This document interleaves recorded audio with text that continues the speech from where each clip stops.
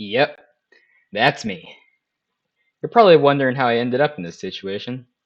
And to answer that question, we've got to go back. We've got to go back a lot. Not a week, not a month, not even a year. We have to go back 8 years to March of 2018, the day I discovered Geometry Dash.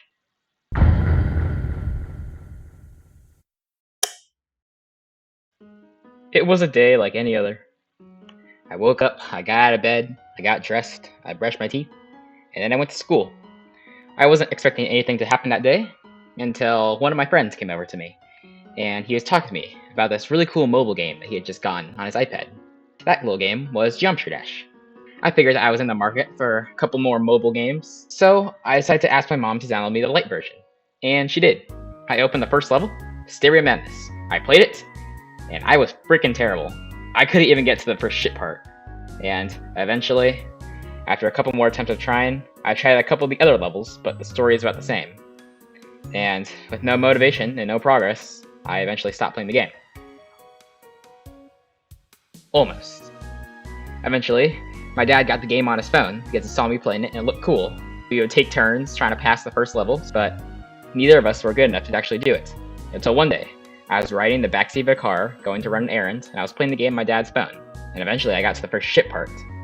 I cruised through it, and I made it decently into the cube, dying to the first triple spike.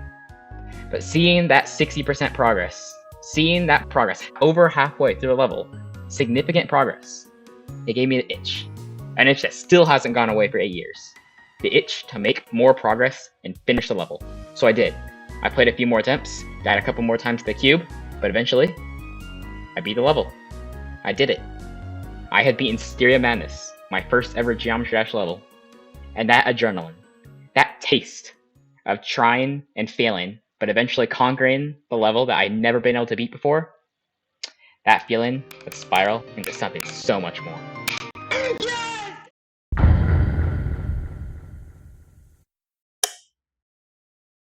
With this newfound skill, I cruised through the rest of the levels, making it through my first normal level, my first hard level, harder level, and even my first insane level. And eventually, all I had left were the demons.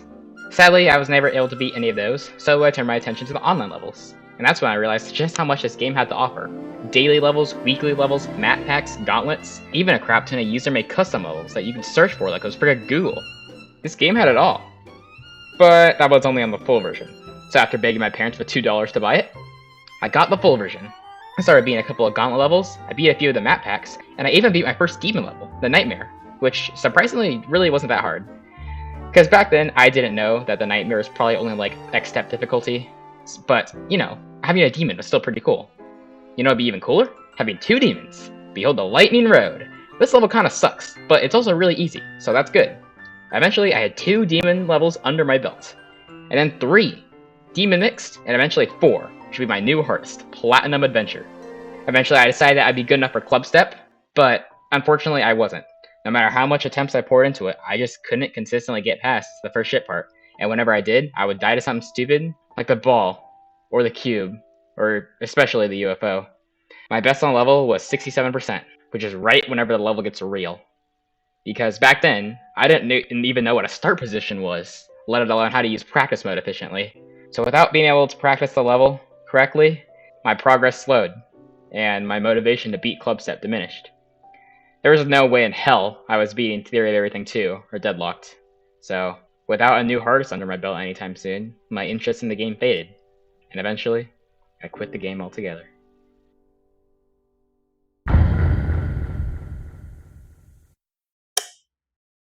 Years passed. I hadn't touched the game in probably 4 years now. And eventually, I was scrolling through YouTube because I was bored, and I stumbled upon this cool video posted by none other than RobTop Games himself. That video was the Geometry Dash 10-year anniversary video. And I thought to myself, hey, I remember playing this game whenever I was younger. Might as well check it out, because I did really like this game when I was a kid. I clicked on the video, and I was blown away by everything this community had to offer. I couldn't believe I had left it. Like, there are freaking artistic masterpieces, breaching the human limit. I was so blown away that I had to get back in the game, so I re-downloaded it, on my Chromebook this time.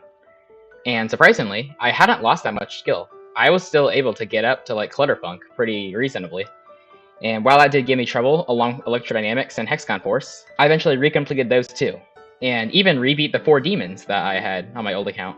Because unfortunately, I did have to get a new account, which is the one I have today. Because the old one was done using my dad's Hotmail account. And if you still know what Hotmail is, you deserve a senior's discount. Not too long after, the fabled Update 2.2 finally dropped. It's crazy how I left the game for like 4 years, and a single update hadn't been released. And because of this new update, people finally had interest in the windowed version of this game again. And so I was able to pirate it onto my school laptop, so I can improve twice as fast. And on this school laptop was whenever I discovered actually good practice strategies, since while googling ways to get better at the game, I figured out what a start position was. And after placing those in a copyable version of Club Step, I was able to quickly practice 67 to 100, and quickly beat the level now that I actually knew how to effectively practice a level. The rest of the Rob Top demons followed shortly after. I even beat Theory of Everything 2 and Deadlock on the same day. And after that, I was on the easy demon grind. Speed Racer, Problematic, Decode, and Xset V2. They were no match for me now that I knew how to use a start position. However, those were just easy demons. If I wanted to get good, I was going to need to step up my game. And I knew just how to do that.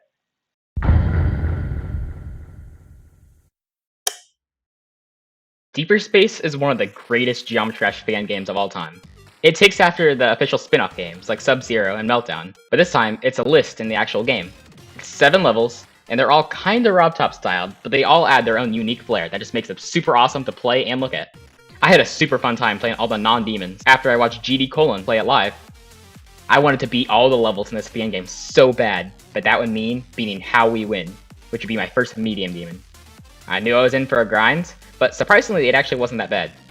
See, the thing about How We Win is that it's a pretty gimmicky level. It's not unbalanced per se. In fact, the hardest part, mechanically, is probably this mini swing. The reason some people might not like it is because it uses like this custom dash roar boosting mechanic. And not even I know how it works, but all I know is that you click, you hold, and you release whenever this bar is right about to be pulled. And all the parts before and after that are pretty much like 7-star difficulty. And because of that, I was actually able to fluke the level from a super cool duel, which is very impressive for me, because I managed to do it on a school laptop, on native 60Hz, with a crappy up arrow key, on a school bus heading home. But no matter, I had done it. I had beaten my very first medium demon, but you know it'd be even better than a medium demon? 2 medium demons. Electrodynamics V2 is Electrodynamics, but it cranks every single part up to 11. All the easy parts in Electrodynamics, now they're hard. All the hard parts in Electrodynamics, now they're super hard.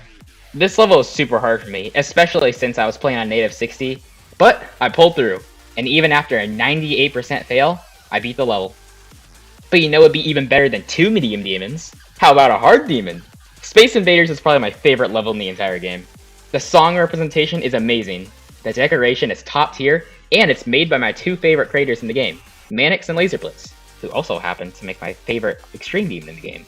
And while this level is a hard demon, it is XL, which means that the difficulty is a lot more spread out, instead of being compacted into a shorter level. This allowed me to actually get decent runs on the level, and make decent progress. The hardest part, in my opinion, is probably this ball during the part of the song that sounds like it's a radio broadcast about aliens. But once you get past that, honestly you have a decent shot at beating the level. This wave part also sucked, but I was also kind of crap at wave, so take my opinion on that with a grain of salt. And eventually, after a lot of grinding, and another 98% death, I managed to pull through again, and now I had my first hard demon under my belt. I was officially not crap at the game. Usually by your first hard demon, you figure out what your strengths and weaknesses are as a player. And my strength happened to be ship, while my weakness happened to be wave. So, for my next hardest, I decided that I should probably go for a level that had a lot of ship and not a lot of wave. Enter Deadly Club Set by Neptune. Hack verified, and even one of the levels that pushed Riot to the spotlight. This level is basically what Electrodynamics V2 to Electrodynamics is to Club Step. Now this level is absolute buns. Because it was hack verified, no part is play tested and half the transitions just break, but are possible to get through 100% of the time if you know the nuances. This level also helped me figure out that I suck at ball, which you do not want, especially in a level that's supposed to be mainly ship. This level is also the level that I consider to have my worst fail in the game in, 95% on Deadly Club Step. I don't even know what happened to constitute me dying here, but I think it was a mix of nerves and me playing on a crappy school laptop that had an already broken up arrow key. But after I died there, I was torn up. It took me weeks to get back there. But eventually, after I did, I beat it. And I finished the level in 5,700 attempts. This is more than anything I had previously beaten combined. And that was certainly a number to look at. By now, I had figured out what the GVDL is, the Geometry Dash Demon Ladder, which basically takes all the subcategories in the game and gives them even more subcategories. So you have things like a hard easy demon, or a mid-tier medium demon, and so on. Apparently Deadly Clubstep is one of the hardest hard demons, so I figured that I was probably ready for an insane demon. But which one? Again, I looked through all the popular ones, and nothing really seemed to catch my eye. But while scrolling YouTube, again, I found quite possibly one of the greatest Geometry Dash videos of all time, and that was Cole's completion of Rupture. No! Oh my god! Oh my god! Stop killing me there! Yes, Spike! Stop dying there! I can't. I fucking can't! Which was absolutely hilarious to watch, but I was also kind of intrigued by the level. It had a lot of ship, it didn't look like it had any hard waves, and it also had a water flip song, which is always a plus, so I decided to give it a try. It was grueling. If there's one thing you need to know about Geometry Dash, is that videos do not do a level justice. You can always watch a video of someone on their completion attempt of the level, and click along to it and think, oh, this is easy, I could do this in like 2 attempts. And then you try it, and then it takes you 2,000 attempts in practice. The level was extremely skill-based. I couldn't just learn a click pattern and call it a day. I had to work up to the skill of this level, which you'd think that Deadly Clubstep would have given me, but I guess not. Eventually, I was hard stuck with 70% in the level, and I just couldn't progress anymore. But by then, a miracle happened. My birthday had come around, and I had gotten a crap ton of birthday money from all my relatives, and I had been saving up my money for the past 2 years now. And with it, I decided to buy a Windows laptop, because all of this progress was done either on a school laptop or on a crappy Chromebook. But basically, bottom line was, I couldn't get geoed. But now that I had my own Windows laptop, that wouldn't get me crucified by the school administrators for downloading a third-party modding software for a $2 cube game, I was able to get geoed. And the very first mod that I installed was CBF, and CBF was revolutionary. You may not believe me, but the jump from native 60Hz to 60Hz, but with CBF, is absolutely insane. A lot of people say the difference isn't that big, but that's also probably because they're going from like native 360 to CBF, where like the difference isn't that big. Going from ship and wave physics on native 60 to that with CBF was absolutely unreal. And the same day that I downloaded CBF, I actually got 4 new bests on Rupture and beat the level, which is absolutely insane. But whether you still think CBF is cheating or not, after 7,500 attempts, I had finally beaten my first insane demon. Only one difficulty left before I joined the big boys.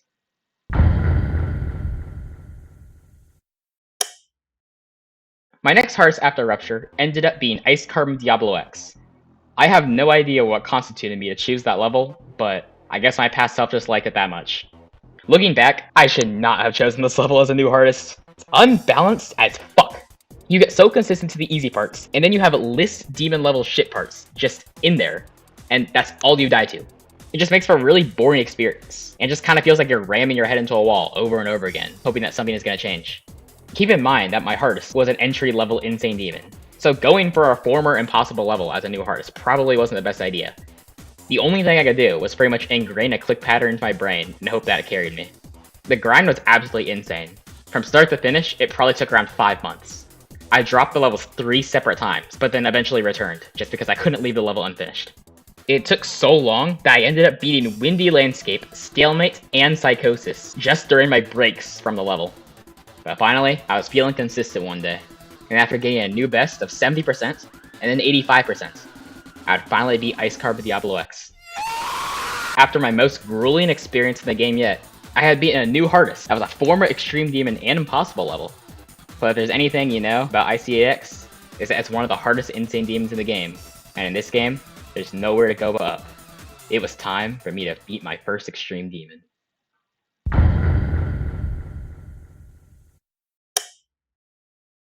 I was under the impression that because ICAX was so hard for an insane demon, that I could pretty much beat any entry Extreme Demon that I wanted to. But nothing just seemed to fit. A bunch of potential contenders were Cataclysm, Aku, Forbidden Isle, Napalm, and embarrassingly Artificial Ascent. Like, I have no idea what I was thinking. But none of those just seemed right for me. The reason I didn't drop ICAX was because I felt some sort of attachment to the level. I just thought it was really cool, and even though it sucked to play, it was something that I wanted to beat. So I did beat it. I didn't feel that for any of these extreme demons that I was trying out. So I started to think, what's an extreme demon that I've always wanted to beat? And that's when it hit me. It's a level that I've known about for years. It's the level that caused me to beat the biggest riot glazer anyone in 2018 had ever been.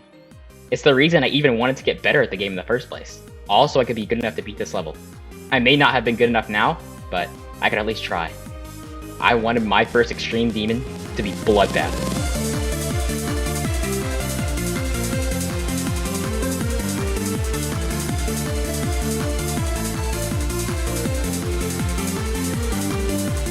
I decided to practice it for fun. I ended up getting gear onto 100, which was okay, I guess, but I wasn't able to get any meaningful progress in between. But then I remembered something that haunted me for a while. Whenever I got my Seiya device for the first time, the first demon level I beat was Forsaken Neon, but there was something I tried to do before that. I had attempted to beat Crack's part in Bloodbath, thinking that my Seiya device would give me like a Zoink level ship skill boost. It did not, and I wasn't able to beat Crack with my new Seiya device. But now, I was a friggin' ICX Victor. So I decided to try it out, you know, just for the funsies. But to my surprise, I ended up doing it in like 30 attempts. This was freaking insane to me. I had just done like one of the hardest parts of a level that I wasn't even able to get 4% on as a child. This made me think that maybe I could really do it. So eventually the grind started up. I declared that Bloodbath would be my first extreme demon. I knew it was going to take a while, but I didn't care. So I strapped myself in and grinded my ass off. 70 to 100 was a massive roadblock. I've always hated Etzer's part, and having that stupid Gravity Pearl transition at 79% definitely did not help, and the rest of the level was no joke either. I was struggling to even do Asonic Men. I knew I had severely underestimated the level, but I kept trying. I was determined not to give up. Why? The answer is simple. Bragging rights. So you see, one of my friends at school was always bragging about how he had managed to get 26% on Bloodbath, which is the beginning of Michigan's part, as a jump from Future Funk. Now, while my completion wouldn't be a jump for Future Funk, I was still determined to beat that record, just so he would have nothing to brag about anymore. And because of this, I ended up playing from 0 a lot earlier than I should have. My best run on the level when I started going from 0 was 70 to 100, which was, you know, not exactly the type of pre-practice you want before going from 0, but it worked out in my favor, because I ended up getting scarily consistent at the beginning of the level. And eventually, after numerous deaths to Vermilion's Ball, I managed to do it. I got 27% on Bloodbath. I went up to my friends to brag about it, but that's when tragedy struck. He didn't have 26% on the level. He had 36. He had made it past Michigan, a part that I hadn't even done in one attempt yet. That demoralized me. I thought it was over. I thought that I was never going to be able to beat his record, let alone beat the entire level. But if there's one thing about my mother, is that she didn't raise a quitter, so the grind was back on.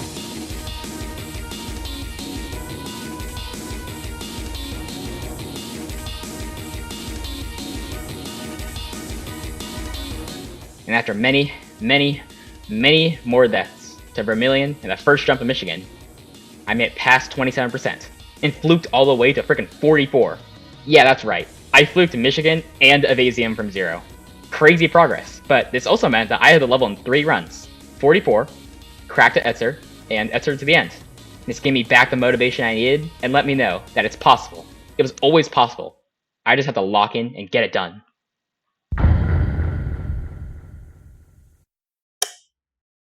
And with perfect timing, Labor Day weekend came. I had 3 full days to grind Bloodbath, and I was determined not to beat the level, but just to make as much progress as I possibly could. And this mindset proved to be a good one, because for 3 uninterrupted days, I did nothing but eat, sleep, dash, repeat. I'm not even kidding. I probably averaged 8 hours of screen time each of those days alone, which is not exactly good for my physical health, but hey, you ain't a true dasher if you don't do otherwise. In those 3 days, I managed to get 58, 71, 74, 79, and then to my surprise, 90%. I was 10% away from beating a level that I couldn't even get 4% on as a child. I knew that this was it, that this was my moment to beat Bloodbath. But unfortunately, the thing about holidays is that they always have to come to an end. And after I got 90%, it's time to go back to school. And my consistency, which was used to these 8-hour sessions, took a massive hit. And eventually, in my sessions after school, it became rare for me to even pass Crack, which really sucked. Because, you see, the thing about this game is that it's not getting a new best that hurts. I could die at 99% on the level, and be happy with the progress that I made, because I made progress. I got further in the level than I ever had before, and that's a good thing. So no, I'm not going to get mad about a new best. What I am going to get mad about is dying just before what would have been a new best. Because that's basically just a little kicking you in the balls and saying, ew, you could have made progress, but you didn't. You choked, and now you have to go through the entire beginning again just to get a chance to get a new best. And that feeling is what really caused me to get mad at Bloodbath for the first time.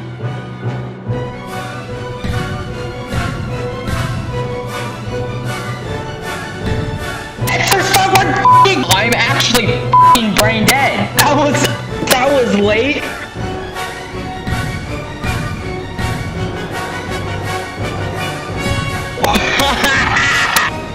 Kill yourself. I'm so done.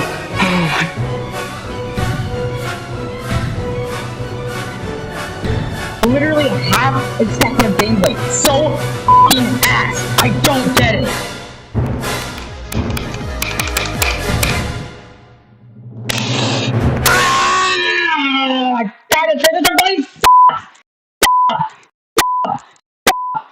God, why, dude? Oh my f***ing come on! I was fed up with the level. Eventually, I opened up the game to do another session, and for the first time, I felt dread. I was dreading playing Bloodbath. I just wanted it to be over. I knew I was good enough to beat the level. I even managed to get Michigan to 100, but I just wasn't able to string them together. For whatever reason, it all just went to shit from zero, and I have no idea why. For the first time, I genuinely thought that I couldn't do it, that this was the end, and that I would never, ever beat the level. But sometimes in this game, the best things can happen when you least expect it. So while I didn't think that anything major is going to happen this day, how wrong I was.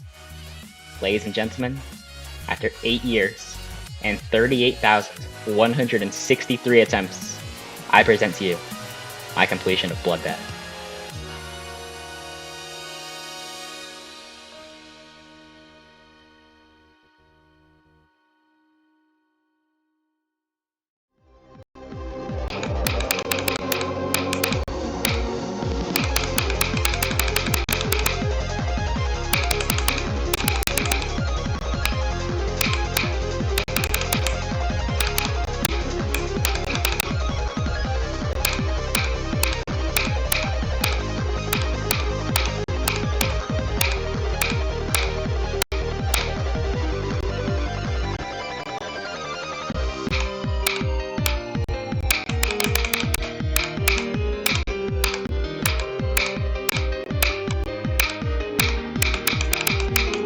Quack.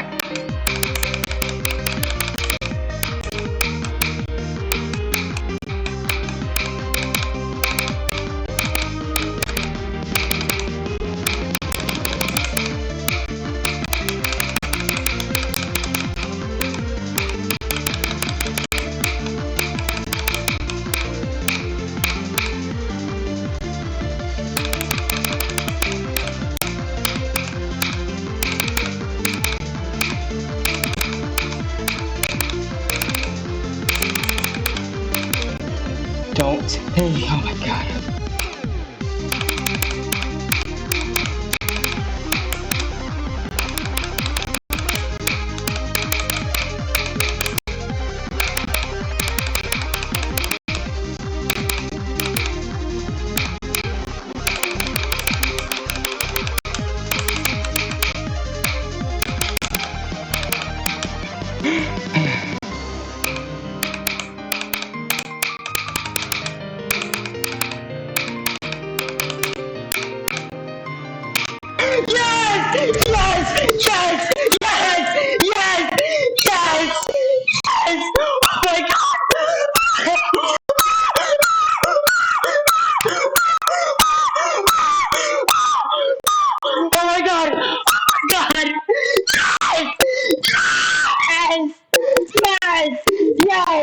Yes! Oh my god! Oh my god! Oh my god!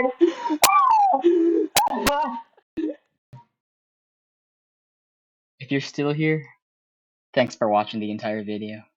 Really. It genuinely means a lot.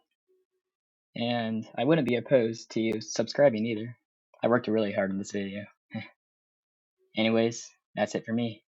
Ribbit, my dudes, and peace out.